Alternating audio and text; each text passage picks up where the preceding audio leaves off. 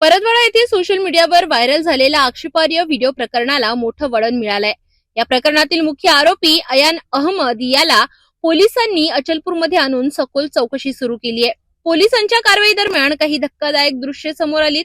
परतवाडा येथील viral video प्रकरणातील मुख्य आरोपी अयान अहमद याला ताब्यात घेतल्यानंतर पोलिसांनी अचलपूर येथे चौकशीसाठी आणले। अचलपूर मधील सरमसपुरा पोलीस स्टेशनमध्ये त्याची सखोल चौकशी करण्यात आली। यावेळी अयान अहमद सोबत इतर संशयित आरोपींचीही पोलिसांकडून चौकशी सुरू असल्याची माहिती समोर येते। विशेष म्हणजे पोलिसांनी अयानला पायी चालत चौकशीसाठी नेत असताना तो व्यवस्थित चालूही शकत नसल्याचे दृश्य पाहायला मिळाले। त्यामुळे पीसीआर दरम्यान या आरोपीला पोलिसांकडून चांगलाच प्रसाद मिळाला असल्याचे या दृश्यावरून समजते।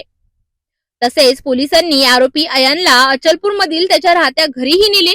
या ठिकाणी गुन्ह्यात वापरलेल्या मोबाईल संदर्भात तपास करण्यात आला।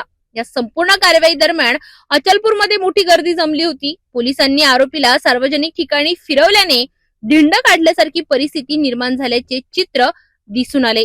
दरम्यान या प्रकरणाचा तपास अधिक वेगाने सुरू असून येत्या काळात आणखी धक्कादायक खुलासे होण्याची शक्यता व्यक्त केली जाते।